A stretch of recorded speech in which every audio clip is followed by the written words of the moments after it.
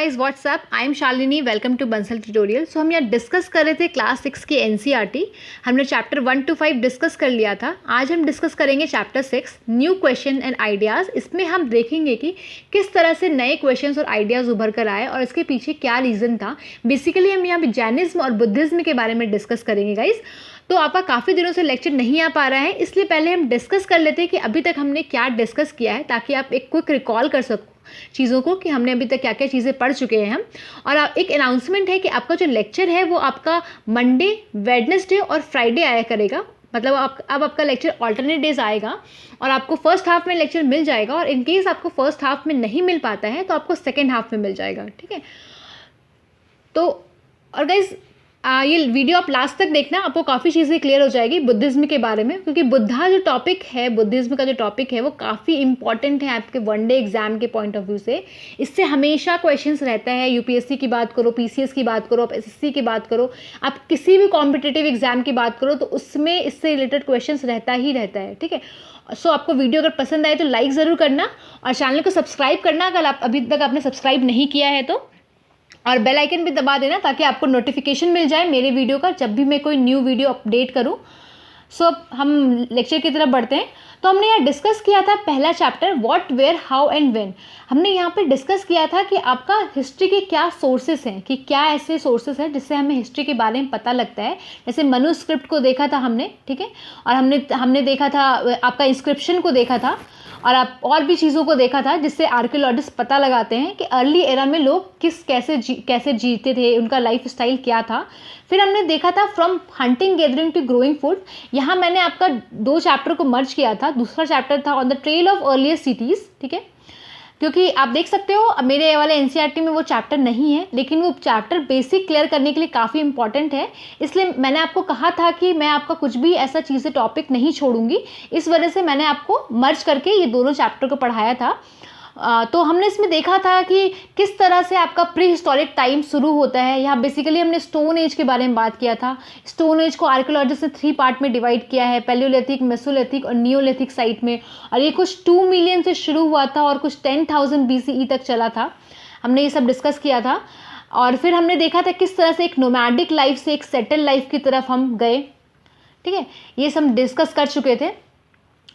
I hope आपने वो सारे लेक्चर देखे होंगे गाइज। अगर आपने नहीं देखे हैं तो आई स्ट्रांगली रिकमेंड यू कि आप पहले वो लेक्चर देख लो, उसके बाद आप ये सारे लेक्चर्स देखना, क्योंकि अगर आप वो देख लोगे तो आपको एक क्लैरिटी हो जाएगा, आप चीज़ों को अच्छे से लिंक कर पाओगे, ठीक है। आपको लिंक डिस्क्रिप्शन बॉक्स से मिल जाएगा उस सारे चैप्टर्स का, तो पहले आप वो देख लेना, उसके बाद ये चैप्टर्स देखना, ओके। सो हमने फिर नेक्स्ट डिस्कस किया था इन द अर्लिएस्ट सिटीज़। इसमें हमने इंडस वैली सिविलाइजेशन के बारे में बात की थी। तो सिविलाइजेशन के बारे में हमने देखा था कि सिविलाइजेशन क्या होता है, क्योंकि ये एक अम्ब्रेला टर्म है, इसके अंदर काफ़ी सारे कल्चर आ जाते हैं, ठीक है। यहाँ पे हमने हड़प्पा सिविलाइजेशन के बारे में बात किया था। हड़प्पा को किसने खोजा है, कौन से ईयर में ढूंढा है, ये आप कमेंट सेक्शन में बताओ। मैंने आपको बताया था कि ये काफ़ी इंपॉर्टेंट है एग्जाम के पॉइंट ऑफ व्यू से, इससे रिलेटेड क्वेश्चन हमेशा रहता है एक ना एक एग्जाम में। सो हम देख लेते हैं कि ये टाइम पीरियड था इसका 2700 BCE से कुछ आपका 1500 BCE तक था। आप देख सकते हो कि ये बिफोर क्राइस्ट का टाइम है, जीसस क्राइस्ट के जन्म के पहले का टाइम है, इसलिए हम डिक्रीजिंग ऑर्डर में बढ़ रहे हैं, इंक्रीजिंग ऑर्डर में नहीं बढ़ रहे हैं, ठीक है। यहाँ पे देखो 2700 है तो यहाँ पर 1500 आ रहा है, ना कि 2800 आ रहे हैं। हम क्या कर रहे हैं, पीछे की तरफ जा रहे हैं, ओके। तो मैंने आपको बताया था जीसस क्राइस्ट के जन्म के पहले के टाइम को हम डिक्रीजिंग ऑर्डर में जाते हैं और इसके पहले के बाद के टाइम को इंक्रीजिंग ऑर्डर में जाते हैं। ये नॉर्मल काउंटिंग होती है 1 2 3। यहाँ पे AD होता है, CE होता है, और यहाँ पे बिफोर क्राइस्ट ईरा BCE होता है। और BCE को आप बैकवर्ड काउंटिंग से भी याद रख सकते हो कि यहाँ पे हम पीछे जाएंगे, आगे नहीं जाएंगे, ठीक है। सो हमने नेक्स्ट देखा था आपका What books and burials tells us। यहाँ पे हमने वैदिक एज को देखा था, लेटर वैदिक एज को देखा था। आपका जो वैदिक एज है वो कुछ 1600 से कुछ 1000 BCE तक चलता है, ठीक है। और उसके बाद आपका 1000 से 600 BCE तक, 6 सेंचुरी BCE तक आपका लेटर वैदिक एज चलता है। हमने ये चीज़ें देखी थी। आपका वैदिक एज को आप आयरन एज भी कह सकते हो, क्योंकि इस समय आयरन का डेवलपमेंट हुआ था, आयरन को खोजा गया था बेसिकली वैदिक एज के टाइम पे। फिर हमने देखा था कि वैदिक एज से ना कुरीतियाँ सोसाइटी में इविल चीज़ें शुरू हो जाती है। ब्राह्मण के बारे में देखा था, जो फिर क्या करते हैं, वर्ण सिस्टम को डिवाइड कर देते हैं चार भाग में आप कह सकते हो। ब्राह्मण हो गया, वैश्य हो गया, क्षत्रिय हो गया, शूद्रास हो गया। सोसाइटी इस 4 पार्ट में डिवाइड हो जाती है। लेकिन वैदिक पीरियड में इतनी रिजिड नहीं होती है, लेकिन लेटर वैदिक पीरियड जब आता है तो सोसाइटी काफ़ी रिजिड हो जाती है। और जो बच्चा जहाँ पैदा लेता है, जिस घर में पैदा लेता है, उसको वही काम करना पड़ता है, उसके पास कोई चॉइस नहीं होता है। हमने ये चीज़ डिस्कस की थी जैसे कि अभी क्या होता है कि अभी आपके पापा कुछ और करते हैं, लेकिन आप कुछ और करना चाहते हो तो आप करते भी हो कुछ और, ठीक है। ज़रूरी नहीं है म्यूजिशियन का बेटा म्यूजिशियन ही बनेगा, वो कुछ और भी कर सकता है। लेकिन पहले के टाइम में क्या था कि ब्राह्मण ने क्या किया था, ये रिजल्ट कर दिया था कि अगर ब्राह्मण का बेटा है तो उसको आगे जाके ब्राह्मण ही बनना पड़ेगा, अगर वैश्य का बेटा है तो वैश्य ही बनेगा, ठीक है। ऐसा कर दिया था, तो लोग काफ़ी दुखी हो गए थे इन सब चीज़ों से। तो उसके रीजंस की वजह से क्या हुआ कि नया जो क्वेश्चंस और आइडियाज़ उभर कर आया था, ठीक है। हम वही पढ़ेंगे अभी लेक्चर जब शुरू करेंगे तो। फिर kingdoms, Kings and early Republic आया। इसमें हमने देखा था आपका महाजनपद के बारे में। पहले क्या होता था कि वैदिक पीरियड में लोग इतने पावरफुल नहीं होते थे किंग, तो वो उनके कोई कैपिटल सिटी नहीं होती थी। लेकिन महाजनपद जब आया तो लोगों की कैपिटल सिटी हो गई, लोग काफ़ी पावरफुल हो गए, लोग महलों में रहने लगे, ठीक है। तो हमने ये सारी चीज़ें डिस्कस की थी। आपका जो वैदिक पीरियड होता है तो उस समय हम जन बोलते हैं ट्राइबल को, जो ट्राइब का जो कंसोलिडेशन होता है वो जन होता है। फिर जन के बाद जनपदा आता है, उस समय थोड़ा सा पावरफुल होता है किंग। फिर जनपदा के बाद महाजनपदा आ जाता है, जिसमें किंग काफ़ी पावरफुल हो जाता है। तो हमने ये सारी चीज़ें डिस्कस कर ली थी। तो आज हम देखेंगे न्यू क्वेश्चंस एंड आइडियाज़। अगर आप न्यू क्वेश्चंस एंड आइडियाज़ की अगर बात करो तो इसमें हम देखेंगे बेसिकली बुद्धिज्म, जैनिज्म और उपनिषद के बारे में पढ़ेंगे। तो मैंने इस चैप्टर में आपका कुछ एक्स्ट्रा पॉइंट्स भी ऐड किया है जो आपके एनसीईआरटी में नहीं दिया हुआ है, लेकिन वो काफ़ी इंपॉर्टेंट है, क्योंकि बुद्धा का जो टॉपिक है वो काफ़ी इंपॉर्टेंट है। आज के टाइम से अगर देखो तो ये काफ़ी रिलेवेंट टॉपिक भी है। अभी आप देख सकते हो कि किस तरह से डॉक्टर्स जो हैं कोरोना वायरस से जो भी पेशेंट आते हैं उसका कितना हेल्प कर रहे हैं, उसको कितना इलाज कर रहे हैं कितने अच्छे तरीके से, और वो बिल्कुल सेल्फलेसली कर रहे हैं। तो बुद्धा यही कहते हैं कि अपनी ड्यूटी सेल्फलेसली करो। तो आज जो सोसाइटी है वो बुद्धा के रास्ते पे ही चल रहा है। तो आज के टाइम में भी बुद्धा का रेलेवेंस बढ़ जाता है, तो ये काफ़ी इंपॉर्टेंट हो जाता है एग्जाम के पॉइंट ऑफ व्यू से आप देखो तो, ठीक है। तो हम देखेंगे कि बुद्धा का जन्म कहाँ हुआ था, उसके पीछे की क्या स्टोरी थी, डिक्लाइन कैसे हुआ, किस तरह से बुद्धा फैला, डिफरेंट जगह बुद्धिज्म का प्रसार हुआ। तो इस चीज़ को हम डिस्कस करेंगे। फिर हम उपनिषद के बारे में देखेंगे, जैन धर्म के बारे में देखेंगे, इनका भी डिक्लाइन कैसे हुआ, कौन कौन देशों में ये फैला, कौन कौन राज्य में फैला, इन सब चीज़ों को देखेंगे हम। संघ किसे कहते हैं, मॉनेस्ट्री किसे कहते हैं, आश्रम सिस्टम क्या है, इस बारे में डिस्कस करेंगे, ठीक है। तो हम आगे बढ़ते हैं। तो हम बुद्धा के बारे में देख लेते हैं। जो बुद्ध थे उनका जो बचपन का नाम था वो था सिद्धार्थ और गौतम। उनका जो जन्म हुआ था वो कुछ 2500 ईयर्स पहले हुआ था, 568 BC में। अब कहाँ हुआ था उनका जन्म, तो लुम्बिनी में कपिल वस्तु के पास, जो कि नेपाल में है। हम एक बार लोकेशन देख लेते हैं, क्योंकि मैप आपको पढ़ते पढ़ते ही याद होगा, जैसे मैंने आपसे बताया था। तो आपको मैप देखना बहुत ज़रूरी है। तो आप ये देखो, ये नेपाल, तो ये नेपाल का जो बॉर्डर है, यहाँ पे कुछ लुम्बिनी है, यहाँ पे इनका जन्म हुआ था, ठीक है। और उनकी जो माता का नाम था वो माया देवी था, पिता का नाम सुद्धोधन था, वाइफ का नाम यशोधरा था, और सन का नाम राहुल था, ठीक है। अब जो टाइम आता है, जो आप अगर इनका जो जन्म का टाइम बताओ, जब प्रीचिंग का टाइम अगर हम बात करें 6 सेंचुरी BC, तो उस टाइम का जो टाइम था, उस समय क्या होता है, उस समय रैपिड चेंजेस हो रहा था सोसाइटी में। रैपिड चेंजेस क्यों हो रहा था, क्योंकि पॉलिटिकल चेंजेस हो रहा था। डिफरेंट तरह के पावरफुल किंगडम उभर कर आ रहे थे। महाजनपदा के रूप में लोग किंगडम जो है उभर कर आ रहे थे। आपके 16 महाजनपद उभर कर आए थे, जिसमें मगध बहुत इंपॉर्टेंट होता है। मगध और वज्जी के बारे में अपने लास्ट लेक्चर में हमने पढ़ा था। वहाँ भी हमने कुछ बुद्धा के बारे में कुछ थोड़ा सा हमने डिस्कस किया था। जैसे कि मगध जो होता है वो वज्जी को जीतना चाहता है, तो मगध को वज्जी को जीतने की वजह से वो बुद्धा के पास जाता है कि भाई मैं वज्जी को जीतना चाहता हूँ, आप मुझे बताओ कि मैं कैसे जीत सकता हूँ। तो फिर उनको बुद्धा कुछ कन्वर्सेशन में बताते हैं कि यार वज्जी जो है वो अगर रेगुलरली अपने राज्य का देखभाल कर रहा है, लोगों से मिल रहा है, लोगों के दुखों को समझ रहा है, तो तब तक जब तक ये सारी चीज़ें हो रही है तब तक तुम वज्जी को नहीं जीत सकते, ठीक है। ऐसा बताया था बुद्ध ने, हमने लास्ट लेक्चर में डिस्कस किया था। कुछ छोटा सा कन्वर्सेशन ये। सो हम अभी हम बढ़ते हैं इस लेक्चर में। तो उस समय क्या सोसाइटीज़ में चेंजेस हो रहे थे, लोगों के लाइफ में चेंजेस हो रहे थे। अगर आप बुद्धा की बात करो तो बुद्ध जो है वो गन से है, एक स्मॉल गन से बिलोंग करते हैं, इसका नाम है साक्य गन। अब गन की बात करो तो एक ट्राइबल का कंसोलिडेशन आप कह सकते हो गन को, ठीक है।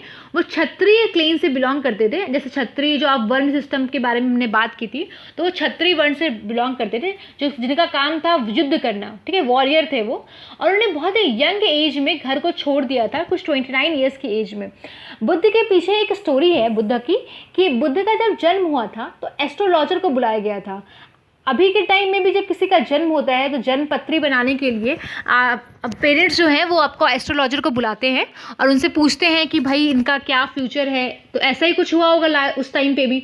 तो एस्ट्रोलॉजर को बुलाया गया और उससे पूछा गया कि भाई कि बुद्ध के फ्यूचर के बारे में बताओ। तो उन्होंने फॉरकास्ट किया, ठीक है, उन्होंने क्या भविष्यवाणी की उन्होंने कि जो ये बुद्ध है ये घर बार छोड़ देगा और सच की तलाश में निकल जाएगा, ठीक है, ऐसा बोला। जब एस्ट्रोलॉजर ने बताया तो उनके जो माता पिता होते हैं काफ़ी दुखी हो जाते हैं, काफ़ी परेशान हो जाते हैं, क्योंकि उनका एक ही बेटा होता है। उन्हें लगता है कि यार ये भी छोड़ के चला जाएगा तो राजपाट कौन संभालेगा।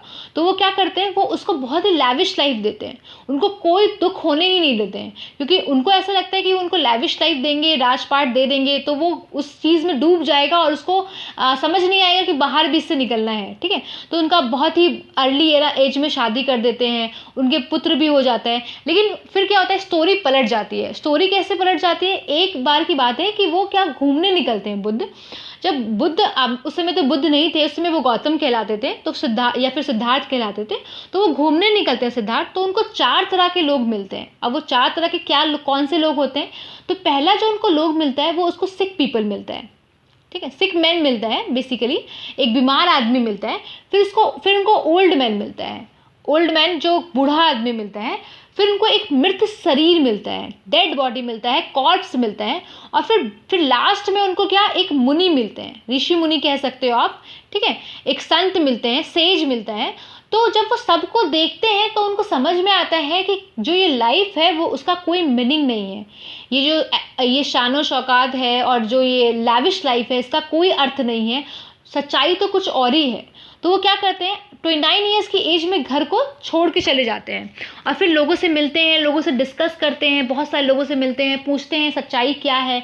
फिर जब उन लोगों से बात करने के बाद उनको रियलाइज़ होता है कि सच्चाई का पता उनको खुद ही लगाना पड़ेगा। तो वो क्या करते हैं, मेडिटेशन करते हैं, पीपल ट्री के पास नीचे बैठ के, बौद्ध गया में आपके मगध में मेडिटेशन करते हैं, ठीक है। और फिर मेडिटेशन करने के बाद बहुत टाइम बाद जब वो मेडिटेशन करते करते उनको क्या होता है ना, उनको एनलाइटमेंट हो जाता है, उनको पता चल जाता है कि सच्चाई क्या है। ओके, तो जब उनको सच्चाई का पता लग जाता है तो ये आपका सिद्धार्थ को बुद्ध बोला जाने लगता है, गौतम को या सिद्धार्थ को बुद्ध बोला जाने लगता है, और या फिर वाइज मैन बोला जाने लगता है, बुद्धिमान आदमी, या साक्य मुनि बोलने लगते हैं। साक्य मुनि का मतलब है the sage of the Shakya clan, वो साक्य क्लैन से बिलोंग करते थे, इसलिए उनको साक्य मुनि बोला गया। और फिर वो क्या करते हैं, सारनाथ जाते हैं, और सारनाथ जो वाराणसी में, वहाँ पे अपना वो फर्स्ट प्रीचिंग पढ़ाते हैं लोगों को, फर्स्ट आप सरमन देते हैं आप कह सकते हो। और फिर वो पूरा देश घूमने लग जाते हैं, ठीक है। घूमने के लिए वो घोड़ा गाड़ी या फिर कुछ भी ऐसा मशीन का इस्तेमाल नहीं करते हैं, वो अपने पैरों पर ही चल के जगह जगह जाके लोगों को सच्चाई से अवगत कराते हैं। और ऐसा करते करते उनकी मृत्यु हो जाती है, और मृत्यु होती कहाँ है, खुशी नारा में होती है, उनकी डेड होती है, जो कि यूपी में है, कुछ 487 BC में। और उनका 80 ईयर्स की एज में उनका डेथ हो जाता है, ठीक है। अब बुद्धा ने क्या प्रीचिंग दिया है, तो बुद्धा ने बताया है कि लाइफ जो है फुल ऑफ सफरिंग है और अनहैप्पीनेस है। और इनका अनहैप्पीनेस और सफरिंग का कारण क्या है, क्यों दुख है, क्यों दुखी का कारण क्या है, तो कारण ये है कि लोग क्या होते हैं, हमेशा कुछ ना कुछ पाना चाहते हैं, हमेशा उनकी क्रेविंग होती है कुछ ना कुछ पाने की। और जब उनको वो चीज़ मिल जाता है तो वो उससे और ज़्यादा पाना चाहते हैं, और ये साइकिल चलता रहता है। और इसकी वजह से क्या होता है, लोग दुखी रहते हैं, लोग हमेशा कुछ ना कुछ पाना चाहते हैं, और जब वो मिल जाता है तो उसको और ज़्यादा पाना चाहते हैं और उससे अधिक पाना चाहते हैं। उसकी वजह से लोग क्या होते हैं, दुखी और परेशान रहते हैं। और उन्होंने उसको एक वर्ड में डिस्क्राइब किया, थ्रस्ट और तन्हा, ठीक है। और उन्होंने बोला है कि उसको इसको जो है डिज़ायर को जो है वो रिमूव किया जा सकता है। तो रिमूव कैसे करेंगे? तो मॉडरेशन का पाथ अपनाएंगे, मॉडरेशन रखेंगे हम हर चीज़ में, एक मिडिल पाथ अपनाएंगे। ना तो किसी चीज़ को बहुत ज़्यादा पाने की कोशिश करेंगे, ना या तो ना ही उसको पाने का कोशिश ना ही करेंगे, ऐसा नहीं करेंगे। ना तो उसको नहीं पाने का कोशिश करेंगे या उसको बहुत ज़्यादा पाने की कोशिश करेंगे। इन दोनों में क्या एक्सट्रीम कंडीशन है, तो ये एक्सट्रीम कंडीशन नहीं करेंगे, एक मिडिल पाथ अपनाएंगे, बैलेंस बना के रखेंगे लाइफ में। ठीक है, बुद्धा ने ऐसे बताया है। फिर उन्होंने बोला है कि हमेशा काइंड रहो, लोगों को बोला है काइंड रहने के लिए, लोगों का रिस्पेक्ट करने के लिए। रिस्पेक्ट करो, और सिर्फ लोगों का रिस्पेक्ट मत करो, आप एनिमल्स का भी रिस्पेक्ट करो। ओके, और उसके बाद फिर उन्होंने बताया है कि जो भी काम करते हो, जो भी आप उसका कार्य करते हो, तो उसका जो रिजल्ट आता है वो आपको कुछ ना कुछ रिजल्ट मिलता ही मिलता है। या तो आपको अभी प्रेजेंट टाइम में मिल जाएगा, प्रेजेंट जो आप अपना लाइफ बिता रहे हो उसमें मिल जाएगा, या फिर आपको नेक्स्ट लाइफ में मिलेगा। मतलब नेक्स्ट लाइफ क्या है कि मतलब आप जब आपका मृत्यु हो जाएगा, जब आप मर जाओगे, तो जब आपका नया जन्म होगा तो वहाँ पे आपको दुख झेलना पड़ेगा, अगर आपने कुछ दुख वाला काम किया होगा तो। ठीक है, उन्होंने ऐसा कुछ बोला था। फिर उनका जो प्रीचिंग था वो काफ़ी ऑर्डनरी लैंग्वेज में वो यूज़ करते थे। ऑर्डनरी लैंग्वेज से कहने का मतलब है कि आम बोलचाल की भाषा यूज़ करते थे, जो कि नॉर्मल लोग यूज़ किया करते थे। और जैसा कि मैंने आपको बताया, उस समय क्या संस्कृत भाषा को बहुत ज़्यादा लोग यूज़ करते थे, ब्राह्मण। तो संस्कृत भाषा कॉमन लोगों को समझ में नहीं आती थी। इसकी वजह से क्या हुआ कि कॉमन लोग को समझ में नहीं आता था, तो वो लोग चिढ़ते थे बेसिकली ब्राह्मण से, क्योंकि उनको समझ में नहीं आ रहा है। ब्राह्मण उनको सप्रेस करते थे, फ़ायदा उठाते थे उनके इग्नोरेंस का। तो और जो लैंग्वेज थी जो बुद्धा यूज़ करते थे, वो पाली लैंग्वेज का यूज़ करते थे, जो कि लोगों को समझ में आता था कि बुद्धा क्या कहना चाह रहे हैं। ठीक है, तो इस वजह से भी लोग इसको अपनाने लगे। फिर एक स्टोरी के बारे में यहाँ पे डिस्क्राइब किया गया है, किस्सा गौतमी की, जिससे कि बुद्धा ने ये बताने का प्रयास किया है, हम बताया है कि जो है लाइफ में हर कुछ भी स्टेबल नहीं है। ठीक है, जिसने भी जन्म लिया है, जिसका भी बर्थ हुआ है, उसका डेथ होगा ही होगा। इसके बारे में बताने की कोशिश किया है। तो ये स्टोरी कुछ इस तरह से है, किस्सा गौतमी के एक बेटा होता है, वो मर जाता है। जब वो बेटा मर जाता है, वो काफ़ी दुखी हो जाती है और बुद्धा के पास दौड़ते दौड़ते आती है। वो कहती है, आप तो ज्ञानी हो, आप इसको, मेरे बेटे को जिंदा कर दो। तो बुद्धा उसके सामने एक शर्त रखते हैं। अब शर्त क्या रखते हैं? शर्त उनकी ऐसी होती है कि आप जो है वो एक हैंडफुल ऑफ मस्टर्ड सीड लेके आओ, एक मुट्ठी भर मस्टर्ड का सीड लेके आओ, और अगर आप ले आते हो तो मैं उसको, आपके बेटे को जिंदा कर दूंगी। किस्सा गौतमी बहुत खुश हो जाती है कि हाँ, उनको लगता है कि चलो मैं ये एक मुट्ठी सीड्स ही तो लेके आना है, ले आऊँगी मैं। लेकिन बुद्धा उसके सामने एक क्या रखते हैं, शर्त रखते हैं। उनको बोलते हैं, आप ऐसे घर से मस्टर्ड सीड लेके आना जहाँ पर किसी की भी मृत्यु ना हुई हो, कोई भी वहाँ का कोई भी लोग मरा नहीं हो, डाई नहीं हुआ हो। तो किस्सा गौतमी बोलती है, ठीक है चलो मैं ले आऊँगी। तो वो हर घर जा कर के ढूंढती है ऐसा घर और बोलती है कि मुझे एक मुट्ठी सीड दे दो, पर मुझे सीड तभी देना जब तुम्हारे घर में किसी की भी डेथ नहीं हुई हो। लेकिन होता क्या है कि जब वो किसी भी घर में जाती है तो वहाँ किसी ना किसी की डेथ हुई ही होती है। या तो किसी के पिता मर जाते हैं, या माता मर जाती है, या बहन भाई, या ग्रैंड मदर, ग्रैंड फादर, कोई ना कोई मरा हुआ ही होता है उस घर में। ठीक है, तो उसको एहसास होता है कि हाँ, कि मतलब जो मर चुका है वो मर चुका है। ठीक है, वो वापस नहीं आ सकता। और जिसने भी बर्थ लिया है, जिसने भी आपका जन्म लिया है, उसको एक ना एक दिन मरना ही है। तो उसको एनलाइटमेंट होता है इस चीज़ का। तो वो बुद्धा के पास जाके फिर उसको धन्यवाद करती है और कहती है कि मुझसे गलती हो गई, आपने जो मरा है, जो भी पैदा लिया है वो मरेगा ही। तो इस चीज़ को लेके दुख नहीं करना चाहिए। ठीक है, इस चीज़ को एक्सेप्ट करना चाहिए। तो ऐसी की जो स्टोरी है। ठीक है, बुद्धा क्या करते थे, इंकरेज करते थे लोगों को, बोलते थे कि आपको जो भी लोग कुछ भी कह रहे हैं उस पर ट्रस्ट मत करो, आप अपना भी दिमाग लगाओ कि ऐसा है तो है क्या, ऐसा क्या ये सच है, कैसा सच में है। ठीक है, अपना खुद आप रियलाइज़ करो ट्रुथ को, और फिर कोई भी काम करो और फिर उस चीज़ पर विश्वास करो, ऐसा कहा था उन्होंने। तो उनका जो पहला जो सरमन था, आप कह दो, तो वो सारनाथ में हुआ था। तो सारनाथ जो है वाराणसी में है, और इनका स्तूपा, वहाँ पे स्तूपा का फॉर्मेशन किया गया है, और स्तूपा जो है वो आपका इस तरह से कुछ नज़र आता है। ओके गाइस, आई होप आपको ये लेक्चर पसंद आया होगा। सो अगर पसंद आए तो लाइक ज़रूर करना, अगर नहीं पसंद आया तो डिसलाइक करना, और अगर डिसलाइक करे तो कमेंट सेक्शन में ज़रूर बताना कि ये लेक्चर क्यों आपको पसंद नहीं आया, ताकि मैं नेक्स्ट टाइम जब भी आपका लेक्चर लेके आऊँ तो उसमें कुछ इंप्रूवमेंट कर सकूँ। और गाइस, आप प्लीज़ ये चैनल सब्सक्राइब कर देना अगर आपने अभी तक सब्सक्राइब नहीं किया है तो, और बेल आइकन भी दबा देना ताकि आपको नोटिफिकेशन मिलते रहे मेरे लेक्चर का। ओके।